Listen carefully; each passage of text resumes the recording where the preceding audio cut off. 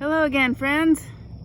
So I've showed you how to use the hoe, how I use my hoe, and I've showed you how I use my garden rake. Now I want to show you my cultivator. Now I lucked into this because my husband's grandmother had been a gardener, and she left this tool when she left this plane of existence. So this can be used a little bit like a hoe. You can scrape with it. You can scrape this way, so you got a round edge over here and a flat edge over here. So I can, and if I need to, I can dig with it. But what I really like to use it for is creating rows. Now, it's pretty tough with the clay we've got here, but it basically acts like a little tiny plow. And you'll run into roots and etc., just like with a real plow, I guess.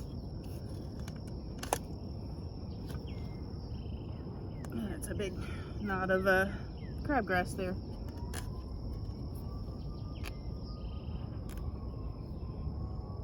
Thank you, little tool. You helped me get some crabgrass out of my garden.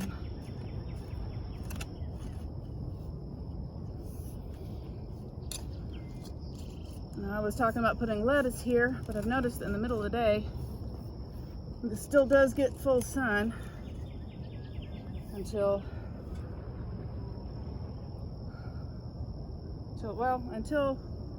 early mid-afternoon. I'm not sure. Ooh, there's more weed roots. Not sure what that is.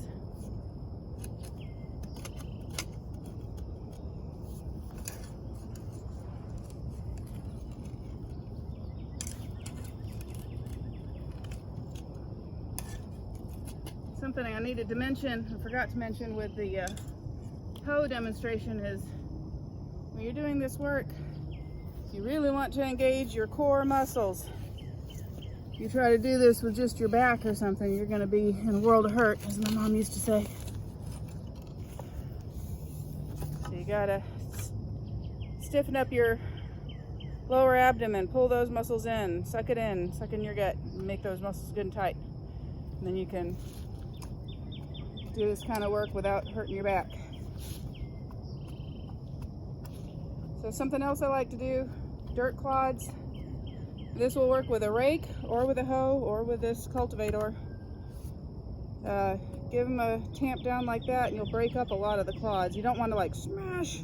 You're not pressing it, you're just trying to knock it so that it turns into smaller pieces.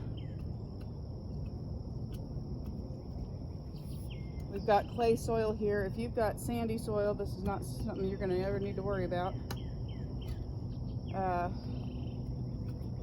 And you know, this used to just be like a brick over here, but this, I've been doing the pit composting in this square spiral garden for 5 years now, so most of the areas have had at least one application of that compost.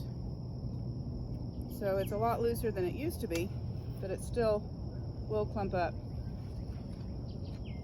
So there we go. Now I can come back in with my seeds and bop, bop, bop, bop. And if I needed to, I can come back, like break up some clods with my hands. I'll do that, sprinkle the dirt over the seeds. But usually when I water them in, it'll cover the seeds. If it's something that really needs to be placed in, you know, at a specific distance from each other, then you definitely do want to do that.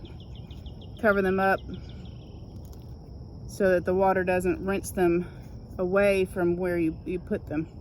So that's with like things like bush beans. So there you go, my little cultivator. It's not even all that big. All right, be well.